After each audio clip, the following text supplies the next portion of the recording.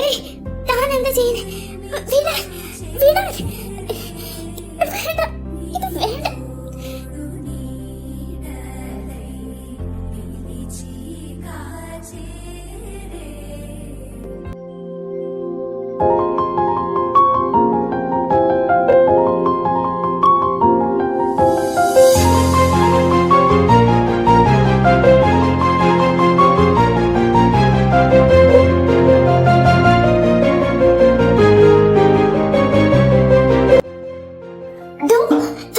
വേണ്ട, ഞാൻ പറയുന്നത് കേൾക്ക്.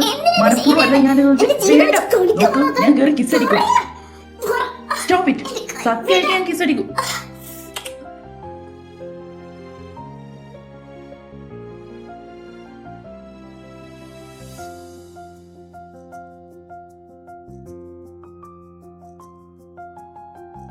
താൻ എന്തിനാ താൻ ഇങ്ങനെ ഡ്രാമ കളിക്കുന്നേ?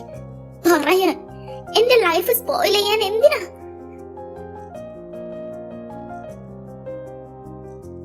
ഒരു കാര്യം ഞാൻ തുറന്നു പറയാം, ഞാനിത് വേണമെന്ന് വെച്ച് ചെയ്തതല്ല. പക്ഷേ കെട്ടിയ സ്ഥിതിക്ക് ഇത് ഡ്രാമയായോ സിനിമയായോ കാണാൻ എനിക്ക് താല്പര്യമില്ല. താൻ എങ്ങനെ വേണമെങ്കിലും എടുത്തോ. പക്ഷെ ഇന്ന് തൊട്ട് നീ എന്റെ ഭാര്യ, ഞാൻ നിന്റെ ഭർത്താവും.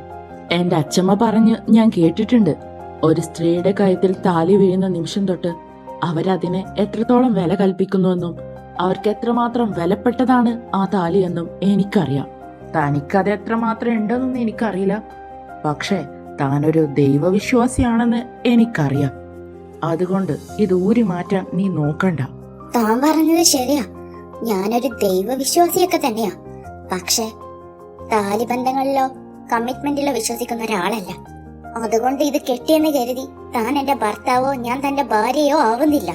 എനിക്ക് വേണ്ട തന്റെ താലി. അതിലെങ്ങാനും നീ തൊട്ടാ താൻ എന്ത് ചെയ്യും? പറ. മുന്നേ തന്നത് മറന്നില്ലല്ലോ. ചുറ്റും ഒരുപാട് ആളുകളുണ്ട്.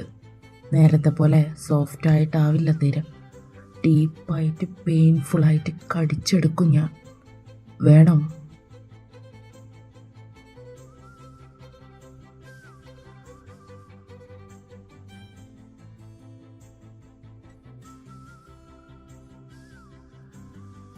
താനൊന്ന് കൂളായെങ്കിൽ എനിക്ക് കുറച്ച് കാര്യങ്ങൾ സംസാരിക്കാനുണ്ടായിരുന്നു. പറയട്ടെ? ഓ, തന്റെ കാര്യം പറച്ചിട്ട് ഇതുവരെ കഴിഞ്ഞില്ലേ? അതിന് ഞാനൊന്നും പറഞ്ഞില്ലല്ലോ. പറയാൻ സമ്മതിച്ചോ? ഇല്ല, പിന്നെ എങ്ങനെയാ? അതൊക്കെ വിട്. സത്യത്തില് എനിക്കിന്ന് തന്നോട് പറയാനുണ്ടായിരുന്നത് നമ്മുടെ മാരേജിനെ പറ്റി തന്നെയായിരുന്നു. അത് ഞാൻ ഉദ്ദേശിച്ചത് ഇങ്ങനെയൊന്നും അല്ല. നമ്മൾ രണ്ടുപേരും മ്യൂച്വലായിട്ടൊരു എഗ്രിമെന്റിൽ സൈൻ ചെയ്ത് 1 ഇയർ കോൺട്രാക്ട് മാരേജ് ആയിരുന്നു എൻ്റെ മനസ്സിൽ. അപ്പോൾ നിയമപ്രകാരം ഞാനും താനും ഭാര്യ ഭർത്താക്കന്മാരും അതുപോലെ നമുക്ക് ജനിക്കാൻ പോകുന്ന കുഞ്ഞിൻ്റെ അച്ഛനും അമ്മയും തന്നെയാണ്, അല്ലേ? സോ ആ 1 ഇയർ കഴിഞ്ഞ കുഞ്ഞ് ജനിച്ച ഉടനെ നമുക്ക് ലീഗലി ഡിവോഴ്സ് ആവും. അങ്ങനെയായ തനിക്ക് ആ കുഞ്ഞിനെ തൻ്റെ ഇഷ്ടം പോലെ വളർത്താം. പക്ഷെ ഒരിക്കലും എൻ്റെ മേലുള്ള അവകാശം തനിക്ക് നിഷേധിക്കാൻ പറ്റില്ല. ആ കുഞ്ഞിൻ്റെ അച്ഛൻ എന്നും ഞാനായിരിക്കും. ഇതുകൊണ്ട് നമുക്ക് രണ്ടുപേർക്കും പ്രത്യേകിച്ച് ദോഷങ്ങളൊന്നുമില്ല. അത്രേ ഞാൻ ഉദ്ദേശിച്ചുള്ളൂ. ഇതാ ഞാൻ തന്നോട് പറയാൻ വന്ന കാര്യം. അല്ലാതെ തന്നെ കെട്ടി കൂടെ കൊണ്ട് പിറപ്പിക്കാൻ എനിക്ക് തലക്ക് ഓടൊന്നുമില്ല. പ്രത്യേകിച്ച് ഏജ് ഡിഫറൻറ്റ്. താൻ എന്നേക്കാളും 5 വയസ്സിന് മൂത്തതാ. ഇതെന്റെ വീട്ടിലറിഞ്ഞ എന്നെ കൊല്ലും. എന്നിട്ടും ഞാൻ റിസ്ക് എടുക്കുവാ. റിസ്ക് എടുക്കാൻ ഞാൻ പറഞ്ഞോ തന്നോട്?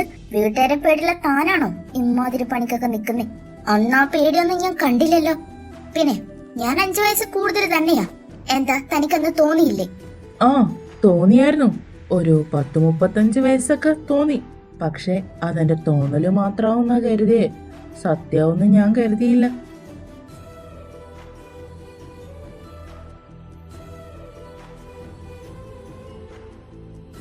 കണക്കായിപ്പോയി. അല്ലെങ്കിലും തന്നെ പോലെയുള്ള പ്ലേ ബോയ്സിന് അതിന് ലിമിറ്റ് ഒന്നും ഇല്ലല്ലോ. ഓക്കെ, താൻ എന്നെ എന്ത് വേണമെങ്കിലും പറഞ്ഞു. എന്നെ പറ്റിയുള്ള തന്റെ ധാരണ മാറ്റാൻ ഞാൻ ഇനി ഉദ്ദേശിക്കുന്നില്ല. അതൊക്കെ പോട്ടെ, താൻ എന്തിനാ ഇങ്ങനെ ചൂടാവുന്നേ? അതിന് മാത്രം ഞാനൊന്നും പറഞ്ഞില്ലല്ലോ.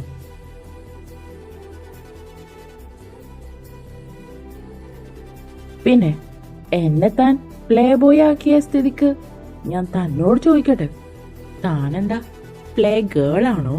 അന്ന് തന്റെ കൂടി സമ്മതത്തോടു കൂടിയാണല്ലോ നമ്മൾ അങ്ങനെയൊക്കെ ചെയ്തേ. എന്നിട്ട് ഞാൻ പ്ലേ ബോയും നീ നല്ല പുണ്യാളത്തിയും. അത് പറ്റില്ലല്ലോ. You stop it. ഞാൻ താൻ ഉദ്ദേശിക്കുന്ന പോലത്തെ ഒരു പെണ്ണല്ല.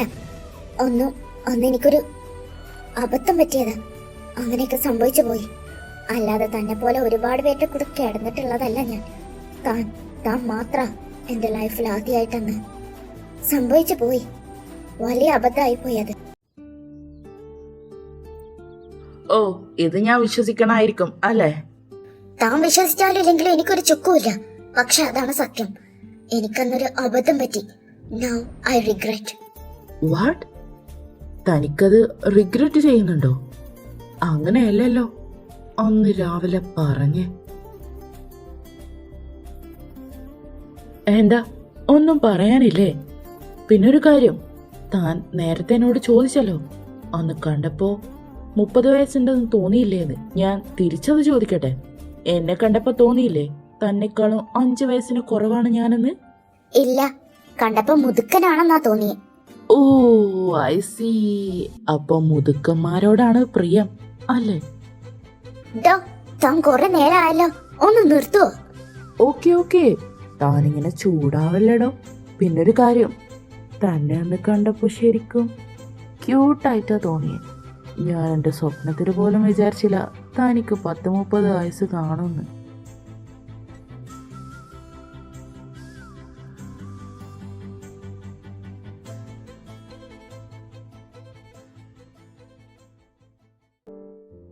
പിന്നെ ഞാനിങ്ങനെ കോൺട്രാക്ട് മാരേജ് എന്നുള്ള സൊല്യൂഷൻ വെക്കാൻ കാരണം, താൻ ആ കുഞ്ഞിനെ അബോർഷൻ ചെയ്യില്ല എന്ന് പറഞ്ഞത് കൊണ്ട് മാത്രം. ആ കുഞ്ഞൊരിക്കലും അച്ഛനില്ലാതെ വളരരുത് എന്നെനിക്ക് നിർബന്ധമുണ്ട്. അങ്ങനെ അച്ഛനില്ലാതെ എന്റെ കുഞ്ഞ് വളരണ്ട.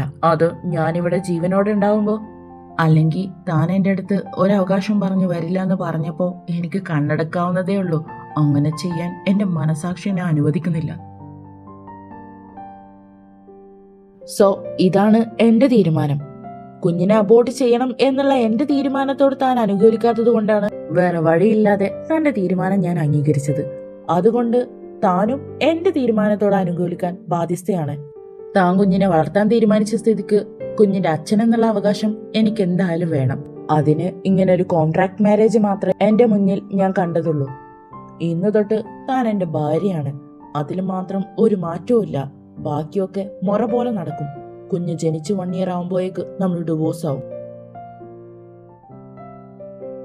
താൻ എന്തായാലും ഒന്ന് ഇരുത്തി ആലോചിക്ക്, എന്നിട്ടൊരു തീരുമാനം പറഞ്ഞാ മതി.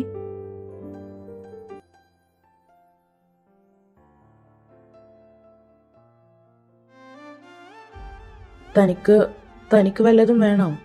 ഐസ്ക്രീമോ ജ്യൂസോ? വേണ്ട. എന്നാ നമുക്ക് തിരിച്ചാലോ? എവിടെയാ ഞാൻ ഡ്രോപ്പ് ചെയ്യണ്ടേ? ഓഫീസിൽ തന്നെ വിട്ടാ മതിയോ? അല്ല, എന്റെ വീട്ടില്. ഓക്കെ, എന്നാ വാ പോവാം.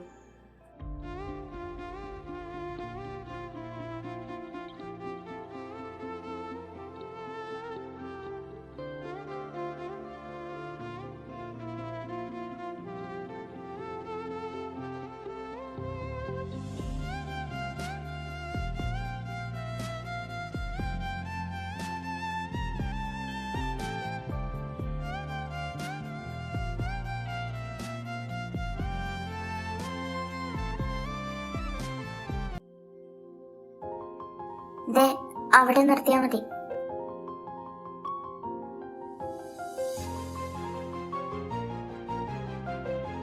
സോ അപ്പൊ ഇതാണ് തന്റെ വീട് അല്ലേ?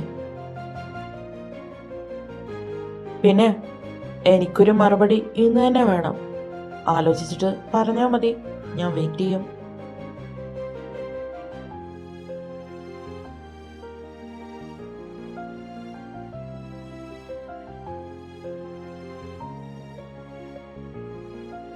ഓ, അവക്കൊന്ന് മറുപടി പറഞ്ഞാലെന്താ?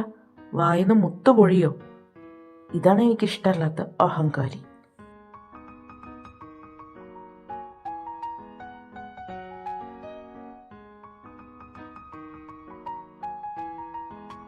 ആ അഞ്ജു, നീ വന്നോ? എന്താ ലേറ്റായേ? അതമ്മ, ഞാനും റോസും ഒന്ന് പുറത്തു പോയിരുന്നു. അതാ. ഇനി അധികം പുറത്തോട്ടൊന്നും ഇറങ്ങണ്ട. ഓഫീസിലോട്ട് പിന്നെ ഇവിടെ ഇങ്ങനെ ചടഞ്ഞിരിക്കണ്ടല്ലോ എന്ന് കരുതി മാത്രം പറഞ്ഞേക്കുന്നേ. ക്ഷീണവും കാര്യങ്ങളൊക്കെ വന്നു തുടങ്ങിയ അതിനും നിനക്ക് പോകാൻ കഴിയില്ലല്ലോ. എന്നാ ചെല്ലു, പോയി ഫ്രഷ് ആവും. അമ്മയോട് ഇന്ന് നടന്നതൊക്കെ പറയണോ? അവൻ പറഞ്ഞ കാര്യങ്ങളൊക്കെ അമ്മ എങ്ങനെ റിയാക്ട് ചെയ്യാ അറിയില്ലല്ലോ. ഞാനൊരു തെറ്റായ തീരുമാനം എടുത്തെന്ന് പിന്നീട് എനിക്ക് തോന്നരുതല്ലോ. അമ്മയോടൊന്ന് സൂചിപ്പിച്ച് നോക്കാം. എന്താ അഞ്ജു ഇവിടെ തന്നെ നിൽക്കുന്നേ? നിനക്കെന്തെങ്കിലും പറയാനുണ്ടോ? അതമ്മ, ഈ കുഞ്ഞിന്റെ കാര്യത്തിൽ ഒരു തീരുമാനം എടുക്കണ്ടേ? വേണം. തീരുമാനം എടുക്കേണ്ടത് നീയാണല്ലോ. ഞാനും നിന്റെ പപ്പയും നിനക്ക് വിട്ടു തന്നിരിക്കുവാണല്ലോ. എന്ത് വേണമെങ്കിലും നിനക്ക് തീരുമാനിക്കാം. എന്താ, നീ വല്ല തീരുമാനവും എടുത്തോ? നോ, തീരുമാനമൊന്നും എടുത്തില്ല അമ്മ. പിന്നെ എന്റെ മനസ്സിൽ ഇങ്ങനൊരു സജഷൻ. ഞാനും അവനും ഒരു മ്യൂച്വൽ അഗ്രിമെന്റ് പ്രകാരം കോൺട്രാക്ട് മാരേജ് ചെയ്ത കുട്ടിയുണ്ടായ 1 year ആകുമ്പോൾ ഞങ്ങൾക്ക് മ്യൂച്വലി ഡിവോഴ്സായി പോവാനോ? എന്തോ അതൊരു നല്ല ഓപ്ഷനായി തോന്നി. അമ്മക്കെന്താ തോന്നുന്നേ? മോളെ അഞ്ജു, അതിന്റെ ആവശ്യമുണ്ടോ? അങ്ങനെ ചെയ്ത നാട്ടുകാരുടെ മുന്നിൽ അച്ഛനും അമ്മയും ഉണ്ടെന്ന് കാണിക്കുന്ന പോലെയല്ലേ? നിങ്ങള് അത് കഴിഞ്ഞാൽ സെപ്പറേറ്റ് ആവും ചെയ്യും. അതിലേറെ ബെറ്റർ ഓപ്ഷൻ നീ ആ കുഞ്ഞിനെ ഇപ്പൊ തന്നെ അബോർട്ട് ചെയ്യുന്നതാ. എനിക്കും നിന്റെ പപ്പയ്ക്കും ഈ ഒരു കാര്യത്തിൽ ഒരു കാര്യമേ പറയാനുള്ളൂ. ഞങ്ങൾക്ക് പറ്റിയ തെറ്റ് നിനക്ക് പറ്റരുത്. നിനക്ക് കിട്ടിയൊരു ബാല്യം നിന്റെ കുട്ടിക്ക് കിട്ടരുത്. നീ ഒന്ന് ആലോചിക്ക്. അമ്മ എന്തായി പറയുന്നേ? അപ്പോ ഞാൻ ഈ കുഞ്ഞിനെ അബോർട്ട് ചെയ്യണമെന്നാണോ? നോ നോ നോ, ഞാൻ അങ്ങനെയല്ല മോള് ഉദ്ദേശിച്ചത്. നീ ഇപ്പൊ ഇങ്ങനെ ഒരു ഫേക്ക് റിലേഷൻഷിപ്പ് ക്രിയേറ്റ് ചെയ്യുമ്പോൾ അത് സ്വാഭാവികമായിട്ടും നാട്ടുകാരെ ബോധിപ്പിക്കുന്നത് പോലെ തന്നെയല്ലേ? അതിന്റെ ആവശ്യം നിനക്കില്ലല്ലോ. കുഞ്ഞ് ജനിച്ചു കഴിഞ്ഞാൽ നിങ്ങൾ സെപ്പറേറ്റഡ് ആവും. അപ്പൊ ആ കുഞ്ഞിന്റെ അവസ്ഥയോ? നിന്നെ പോലെ തന്നെ മാറി മാറി താമസിക്കേണ്ടി വരില്ലേ? നിനക്ക് ഒറ്റക്കായിട്ട് അവകാശം പറഞ്ഞ് നിൽക്കാൻ ഒരിക്കലും പറ്റില്ല. ഇപ്പോ അവകാശം ചോദിച്ചില്ല എന്നുണ്ടെങ്കിലും പിന്നീട് ഒരിക്കൽ എന്തായാലും അവകാശം ചോദിച്ചു വരും. അപ്പൊ നീ എന്ത് ചെയ്യും? അഞ്ജു മോളെ, എനിക്കറിയാം നീ പാകെ കൺഫ്യൂസ്ഡ് ആണ്. സോ ഈ ഫേക്ക് മാരേജിന് പകരം എന്തുകൊണ്ട് റിയൽ മാരേജ് ചെയ്തൂടാ? I know you doesn't believe in love. അതിന് കാരണം ഞങ്ങളാണെന്നും എനിക്കറിയാം. സോ നിനക്കത് മാറ്റി ചിന്തിച്ചൂടെ? എല്ലാവരും ഞങ്ങളെപ്പോലെ ആവണമെന്നില്ലല്ലോ. അറ്റ്ലീസ്റ്റ് നിനക്കൊരു ചാൻസ് കൊടുത്തൂടെ? പരസ്പരം അറിയാനും സ്നേഹിക്കാനും നിങ്ങൾക്ക് പറ്റിയാലോ? അങ്ങനെയെങ്കിൽ ഈ കുഞ്ഞിനത് ഗുഡ് ഫ്യൂച്ചർ ആവില്ലേ? നീ ഒന്ന് ചിന്തിച്ചു നോക്ക്.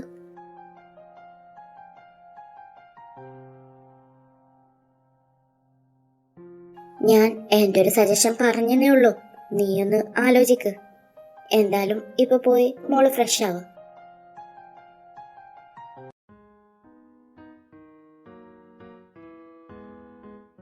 അപ്പോ ഇതൊക്കെയാണ് ഇന്ന് സംഭവിച്ചത്. എന്റെ പൊന്നു കണ്ണാ, ഞാൻ എങ്ങനെയെങ്കിലും കൺവിൻസ് ആക്കണമെന്ന് പറഞ്ഞപ്പോ നീ ഇങ്ങനെ അവളെ കെട്ടുന്ന് ഞാൻ പ്രതീക്ഷിച്ചില്ല. നീ ആരാടാ? ഹീറോയോ? പിന്നെ ഹീറോ അല്ലാതെ പിന്നെ ചെറിയച്ചനാണോ ഹീറോ? ഞാൻ തന്നെയാ ഇവിടെ ഹീറോ. അവളെന്നെ കൊണ്ട് ചെയ്യിച്ചതാ, വേണമെന്ന് വെച്ച് ചെയ്തതൊന്നും അല്ല, കയ്യിന്ന് പോയതാ. ഓ, നിനക്കെല്ലാം കയ്യിന്ന് പോവലാണല്ലോ. ഒന്നും നീ വേണമെന്ന് വെച്ച് ചെയ്യുന്നതല്ലാന്ന് എനിക്കറിയാം ചെറിയച്ചാ. ഓ ഓ, ഞാനൊന്നും പറയുന്നില്ല. എന്നിട്ട് അവളുടെ തീരുമാനം എന്താ? ഇനിയിപ്പോൾ അവൾ എന്ത് തീരുമാനിച്ചാലില്ലെങ്കിലും അവളെ ഞാൻ കെട്ടിയില്ലേ? അവളെൻ്റെ ഭാര്യയാ. ഒന്ന് കെട്ടിയെന്ന് കരുതി ഭാര്യ ഒന്നും ആവില്ല മോനെ. ആര് പറഞ്ഞു? അവളെൻ്റെ ഭാര്യ തന്നെയാ. അത് അവൾ അംഗീകരിക്കുകയും വേണമല്ലോ. മാത്രമല്ല ലീഗലി നിങ്ങൾ ഭാര്യ ഭർത്താക്കന്മാരല്ല. അപ്പോൾ അതിനവൾ സമ്മതിക്കണ്ടേ? അതൊക്കെ അവൾ സമ്മതിക്കും. ഞാൻ പറഞ്ഞിട്ടുണ്ട്. ചെറിയച്ഛൻ നോക്കിക്കോ. സമ്മതിച്ചില്ലെങ്കിൽ നീ എന്ത് ചെയ്യും? സമ്മതിക്കും, അതെനിക്ക് ഉറപ്പാ. അവൾക്ക് സമ്മതിക്കല്ലാതെ വേറെ വഴിയൊന്നുമില്ല. അതൊക്കെ പോട്ടെ, ഇതെങ്ങനെയാ വീട്ടിൽ കൺവിൻസ് ചെയ്യാൻ ചെറിയച്ഛൻ പ്ലാൻ ഇട്ടേക്കുന്നേ? അതൊന്ന് പറഞ്ഞ്. അതൊന്നും നീ ഇപ്പൊ അറിയണ്ട. വലിയ വലിയ കാര്യങ്ങളൊന്നും നീ ഇടപെടണ്ട. ആദ്യം നീ അവളെ ഒന്ന് കൺവിൻസ് ചെയ്യും. ബാക്കിയൊക്കെ ഞാൻ ഏറ്റ കാര്യമല്ലേ.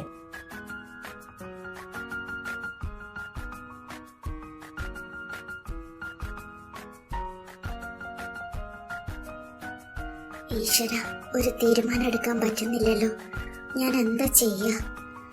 അമ്മ പറഞ്ഞ പോലെ അവനെ കല്യാണം കഴിക്കാനൊന്നും എനിക്ക് പറ്റില്ല.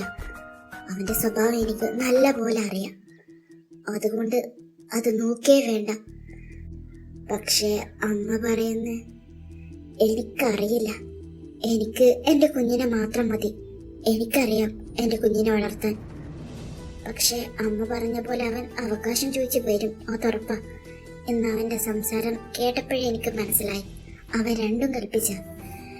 എന്താ ഞാൻ ചെയ്യാ? ഒരു ഐഡിയയും കിട്ടുന്നില്ല. അവൻ പറഞ്ഞ പോലെ ഒരു കോൺട്രാക്ട് മാരേജ് തന്നെയാ നല്ലത്. എന്തായാലും അത് പപ്പയോടും അമ്മയോടും പറയണ്ട. അവരോട് ഇത് റിയലാണെന്ന് പറയാം. പിന്നെ ആ സമയമാവുമ്പോൾ എല്ലാം തുറന്നു പറയാം. അല്ലാണ്ട് വേറെ വഴിയൊന്നുമില്ല. അതെ, അത് തന്നെയാ നല്ലത്. ഈ താലി ഊരി മാറ്റിയാലോ? ഏതായാലും കുഞ്ഞ് ജനിക്കുന്നവരെ ഒരു ഫേക്ക് മാരേജ് തീരുമാനിച്ചിരിക്കുകയല്ലേ. അതിവിടെ കിടന്നോട്ടെ. അവനോട് ഓക്കെ ആണെന്ന് പറയാം. അയക്കണോ? എടുത്തു ചാടി തീരുമാനം പോലെ ആവോ ഈ തീരുമാനം? പിന്നീട് തെറ്റായെന്ന് എനിക്ക് തോന്നുമോ? അവനെന്തായാലും എന്റെ മറുപടിക്ക് വെയിറ്റ് ചെയ്തിരിക്കാവൂ. അയക്കാം.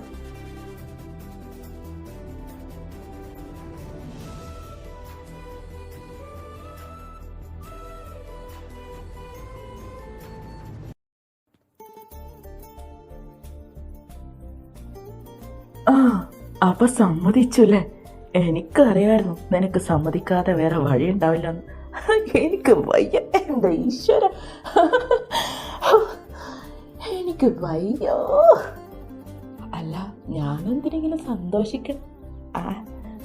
അവക്കൊന്ന് വിളിച്ചാലോ? അതെ, വിളിക്കാം. അവൻ ആ മെസ്സേജ് കണ്ടിട്ടുണ്ടാവോ? എങ്ങനെയാവുന്ന അറിയാം. SMS അയച്ചിട്ടുള്ളത്. സോ കണ്ടോ ഇല്ലേന്ന് മനസ്സിലാക്കാനും പറ്റില്ല. ഒന്ന് അങ്ങോട്ട് വിളിച്ചു നോക്കിയാലോ? എന്തായാലും ഈ വക കാര്യങ്ങളൊക്കെ സംസാരിക്കുന്നത് തന്നെയാ നല്ലത്. ഒന്ന് വിളിച്ചു നോക്കാം. ഇതെന്താ കോള് പോവാത്ത? ഒന്നുകൂടി ട്രൈ. ആഹാ, ഇങ്ങോട്ട് വിളിക്കുന്നുണ്ടല്ലോ. ഇത് കൊള്ളാം. അപ്പോ വിളിക്കാനൊക്കെ അറിയാം അല്ലേ? അവളായിട്ടൊന്ന് പട്ടി കളിപ്പിക്കാം. ഹലോ. ഹലോ, ആരാ സംസാരിക്കുന്നത്? ഞാൻ അഞ്ജലിയാ. അഞ്ജലിയോ? ഏതഞ്ജലി? അഞ്ജു, നീ ഇപ്പൊ എവിടെയാടാ? പബ്ബിലാണോ? ഞാൻ വരണോ അങ്ങോട്ട്? താൻ ആരെന്ന് വെച്ചാ സംസാരിക്കുന്നേ? ഇത് അഞ്ജലി അല്ലേ? അഞ്ജലി മേനോൻ. ഞാൻ അഞ്ജലി കൃഷ്ണ. ഏതഞ്ജലി കൃഷ്ണ? മനസ്സിലായില്ലല്ലോ. താൻ കളിക്കല്ലേ. എനിക്കറിയാം തനിക്ക് മനസ്സിലായിട്ടുണ്ടെന്ന്. ഷടാ, ഇത് നല്ല കൂത്ത്. എനിക്ക് മനസ്സിലാകാത്തോണ്ടല്ലേ ഞാൻ പറഞ്ഞേ. ഞാൻ ഉദ്ദേശിച്ച അഞ്ജു ആണെന്നുണ്ടെങ്കിൽ അഞ്ജലി മേനോനാണ്. നമ്മളെ മേനോൻ സാറെ മോള്. അവളല്ലേ ഇത്? അവളല്ല ഈ സംസാരിക്കുന്നതെന്ന് തനിക്കും എനിക്കും ഒരുപോലെ അറിയാം. എന്റെ അടുത്ത് വിളച്ചിലെടുക്കല്ലേ. അവള് കലിപ്പും കൂടെ ആയല്ലോ. സത്യമായിട്ട് എനിക്കറിയാൻ പാടില്ല. എൻ്റെ നമ്പർ സേവ് അല്ല, അതുകൊണ്ടാ. ഞാൻ അഞ്ജലിയാ. നമ്മുടെ കോൺട്രാക്റ്റിനെ പറ്റി സംസാരിക്കാനാ വിളിച്ചേ. അഞ്ജലി. മനസ്സിലായി. പെട്ടെന്നേ എൻ്റെ ഒരു ഫ്രണ്ട് ഉണ്ട് അഞ്ജലി, അവളാന്ന് കരുതി. അതെ, വല്ലാണ്ടങ്ങ് ഓവറാക്കല്ലേ. എനിക്കൊന്നും മനസ്സിലാവില്ലെന്ന് താൻ കരുതണ്ട. താൻ വേണേ വിശ്വസിച്ചാ മതി. എന്നിട്ട് താൻ വിളിച്ച കാര്യം എന്താ പറഞ്ഞേ? അത് നമ്മള് ഇന്ന് സംസാരിച്ച ഡീലുണ്ടല്ലോ, ആ കോൺട്രാക്ട്, അതിന് എനിക്ക് സമ്മതാണെന്ന്. റിയലി? ശരിക്കും തനിക്ക് ഓക്കെ അല്ലേ? അതെ, ഞാൻ മെസ്സേജ് അയച്ചിരുന്നു, കണ്ടായിരുന്നോ? ഇല്ല, ഞാൻ ഫോണ് നോക്കിയിട്ടില്ല. അപ്പോ താൻ പറഞ്ഞ പോലെ തന്നെ നമുക്ക് ചെയ്യാം. ഓക്കെ, എന്നാ ബാക്കി പ്രൊസീജിയറിലോട്ട് മൂവ് ചെയ്യല്ലേ? അല്ല, താനിത് നല്ല പോലെ ആലോചിച്ചെടുത്ത തീരുമാനമല്ലേ? ഇനിയൊരു മനംമാറ്റം ഉണ്ടാവില്ലല്ലോ? ഇല്ല, ഞാൻ നല്ല പോലെ ആലോചിച്ചെടുത്ത തീരുമാനം. മാത്രമല്ല തന്റെ ഒരു കുരുക്ക് എന്റെ കഴുത്തിലാണല്ലോ ഇപ്പോ. സോ അതിനൊരു തീരുമാനാവും, അത്രയും ഞാൻ കരുതിയുള്ളൂ. അപ്പോ ഇന്നത്തെ എൻ്റെ പെർഫോമൻസിന് ഫലം ഉണ്ടായി അല്ലേ? എന്താ താനൊന്നും മിണ്ടാത്തെ? പിന്നെന്താ? പിന്നെ ഒന്നുമില്ല, ഈ കാര്യം പറയാൻ വേണ്ടി മാത്രം ഞാൻ വിളിച്ചേ. ഓ, ഇങ്ങനെ ഡിമാൻഡ് ഇടല്ലടോ. ഒന്നില്ലെങ്കിലും തന്റെ കുഞ്ഞിന്റെ അച്ഛനെന്ന പരിഗണന തരാലോ. ഹലോ, പോയോ? ഇല്ല, ഇവിടെ ഉണ്ട്. താൻ ഫുഡ് കഴിച്ചോ? ആ, കഴിച്ചു. തനിക്ക് ക്ഷീണമൊന്നുമില്ലല്ലോ? ഇല്ല. ഓ, എന്തൊരു ഗൗരവം. ഞാൻ വെച്ചോട്ടെ? ഓ, ഓക്കെ ഓക്കെ, താൻ വെച്ചോ. ശരി എന്നാ, ഗുഡ് നൈറ്റ്.